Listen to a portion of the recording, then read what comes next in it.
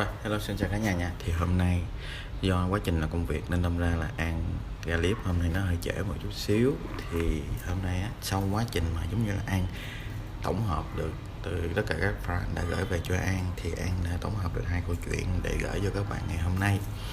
Thì 2 câu chuyện này nó xoay quanh về một cái vấn đề, đó chính là trong quá trình tất cả mọi người chúng ta ai cũng đã từng phải ở nhà trọ, hoặc là khi khu ký túc xá, hoặc là những cái nơi gọi là mình ở tạm trong quá trình mình công tác, hoặc là mình làm công việc, hoặc mình đi học, thì mình đều phải ở lại những cái nơi đó. Thì những nơi đó ta gọi là khu nhà trọ, khu giấy trọ, hoặc là khu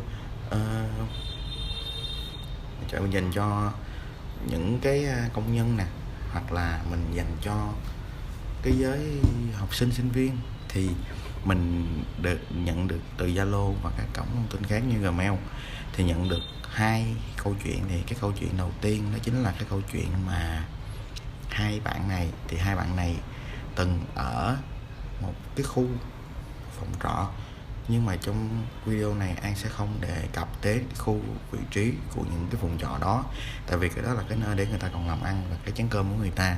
Đâm ra An chỉ kể cho các bạn cảm nhận về câu chuyện thôi. Thì cái câu chuyện nó đơn giản là như vậy, là khi trong quá trình á, là hai bạn này ở là hai bạn nữ nha, chứ không phải là hai bạn nam, hai bạn là nam nữ trai gái hay gì, không phải. Thì hai bạn này trong quá trình còn là sinh viên, còn đang đi học, thì họ đã thuê một cái căn phòng. Cái gác lửng ở trên á thì không sao, nhưng mà khi hai bạn đó ở trong quá trình thời gian ở với nhau á, thì không có dám kể cái câu chuyện này cho ai nghe hết, và cũng không dám nói cho nhau nghe. Tới thời gian sau này, khi mà đã rời khỏi cái nhà đó và rời khỏi cái khu trọ đó, rời khỏi ghế nhà trường, thì về đến nơi thì mới kể. Thì mà hai bạn trong quá trình là giống như là khi mà đang ngủ, thì khi ngủ á, thì có lang thang trong cái lỗ tai, là có nghe những cái cuộc nói chuyện, của một cái của một số người, nhưng mà hai người đều nghe, nhưng mà hai người đều không nói với nhau. Và lúc đó là khoảng 1-2 giờ đêm rồi. Thì trong cái lỗ tai á, thì khi các bạn ngủ thì các bạn sẽ nghe hai bạn đó nghe những cái âm thanh giống như cuộc nói chuyện với nhau, rồi những cái gọi là nó nôm na là giống như là đối thoại giữa hai người. Nhưng khi một trong hai bạn đó có bước chân ra thì mà xem, thì tất cả đều là hiện tượng là vắng vẻ và không, mọi người xung quanh đều đang trong giấc nồng. Tại vì lúc đó các bạn nói là khoảng 1:30 sáng rồi. Thì hai bạn đều giấu và hai bạn không nói. Đến khi sau này á, khi hai bạn đó bước chân ra khỏi cái nơi nhà đó thì về thì có hỏi nhau. Thì khi hỏi á, thì hai người đều nói là đã có từng nghe. Cũng nội dung là khi bạn này nói đâu mày kể thử cho tao nghe thôi, thì hai người kể ra thì cái sự trùng hợp với hai nội dung. Thì một bạn nằm ở dưới, rồi bạn nằm trên gác, thì hai bạn kể với nhau thì cái nội dung nó giống nhau hết, nó không có sai gì hết. Thì cái đó thì các bạn đang xem video này, các bạn cũng hiểu được là cái câu chuyện nó liên quan tới vấn đề gì. Và tất cả các bạn muốn nghĩ như thế nào thì cái đó là tùy vào mỗi tâm trạng và mỗi cái suy nghĩ của mỗi người khác nhau. Thì cái câu chuyện đầu tiên nó cũng không có gì gọi là đặc sắc. Thì nhưng mà đến cái câu chuyện thứ hai, là cái câu chuyện này á, là có ngày xưa là trong quá trình mà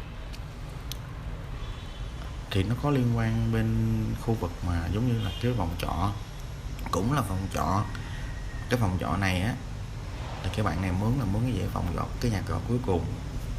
Thì cái nhà trọ nó cuối cùng luôn, vào cái ngày lễ hoặc cái ngày cuối tuần á, thì tất cả các bạn, thì các bạn mướn phòng là bạn nữ, thì tất cả các bạn á làm chung một cái team. Thì ngày xưa là làm bên cái team bảo hiểm, thì các bạn đều mua đồ đạc hoặc cái gì đó về cái phòng trọ đó để ăn uống.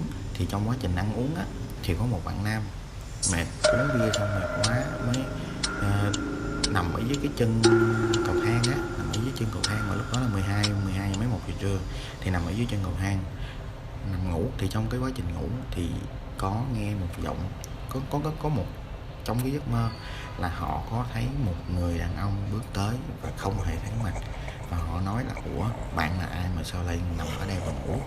Thì khi bạn ấy giật mình về, bạn ấy nói là ủa sao tao ngủ mà ở đây, mà sao nãy giờ tao ngủ á, trong cái giấc mơ tao bị có một anh nào đó cứ đuổi tao hoài à. Thì tất cả các bạn kia đều quay lại nhìn anh chàng này.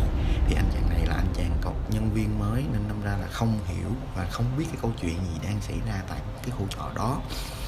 Thì trong cái quá trình đó, sau khi á, tất cả mọi người á, thì khoảng như là cái tốp đó là 4 người tính luôn cái bạn chủ nhà là 5 người. Thì khi mà đi ra khỏi cái nhà đó và kể lại, thì trong cái nhà đó ngày xưa đã từng có một năm sinh viên thi rớt và áp lực công việc, thi rớt rồi đã treo cổ ngay trên cái cầu thang đó.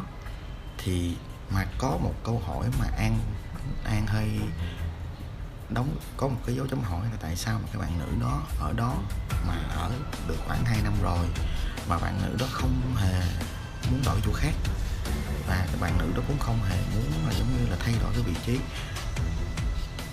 Có ví dụ như là có bạn nào đó ở ghép cũng không cho ở luôn, chỉ muốn ở một mình trong cái căn phòng đó. Thì có một ngày có ba người trong team đó dẫn bạn đó đi tới cái này thì nó hơi về bên tâm linh chút xíu. Thì dẫn bạn đó đi đến một người thầy.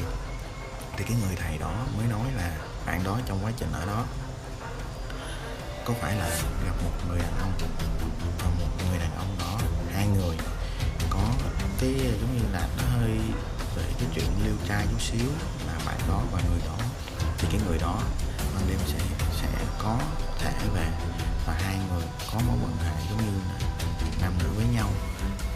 Nhưng mà may ra có một điều là khi mà người thầy này có nói là trong quá trình hai người như vậy với nhau thì chưa có xảy ra cái chuyện mà giống như là có em bé thì dễ. Thì trong quá thì khi mà người này làm giống như là khuyên nhủ cho cái người đó, cái người đọc kinh đó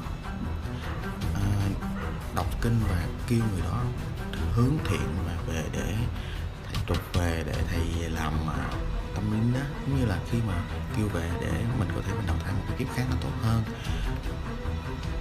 Sau cái quá trình đó thì về thì cái bạn, nói chung là cái bạn nữ đó, ở trong cái phòng đó cái cảm giác, cái thần sắc của bạn nữ đó là bạn nữ không hề muốn đi đâu chơi hết, chỉ giống như là khi đi làm xong rồi về, không có muốn tụ tập hay là tập trung những nơi đông đúc trong cái khu vực, hay là bạn bè rủ như thế nào đi chăng nữa cũng không muốn đi.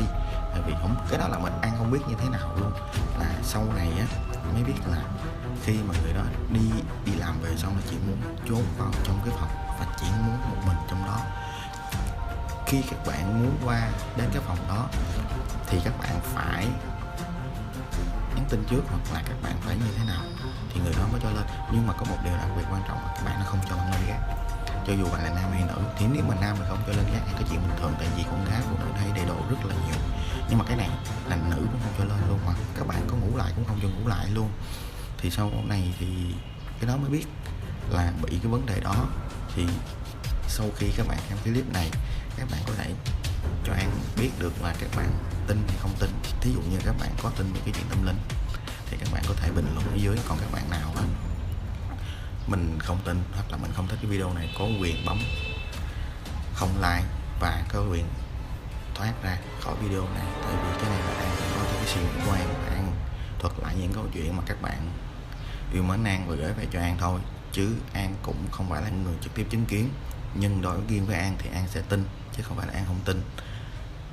Rồi thì cái video đến đây nó cũng hết rồi. Nếu các bạn thấy hay và muốn chia sẻ thì bấm nút like và subscribe kênh để An chia sẻ những câu chuyện mới rồi cuộc sống bên An vào mỗi tối thứ Sáu. Tại vì lý do công việc hôm nay nên An không thể nào An up video trong thứ Sáu được, là cuối năm rồi công việc nó rất là nhiều. Thì các bạn nào có ý muốn gửi những câu chuyện hoặc là những cái gì mà các bạn đã từng chứng kiến các bạn hoặc là những người thân xung quanh, thì các bạn gửi về đường Zalo hoặc là fanpage của An để dưới phần miêu tả. Rồi xin chào bạn, hẹn gặp lại các bạn vào một video sớm nhất An có thể làm, tại vì bây giờ An cũng không thể nào hứa được là thứ 6 An sẽ ra được. Rồi xin chào và hẹn gặp lại.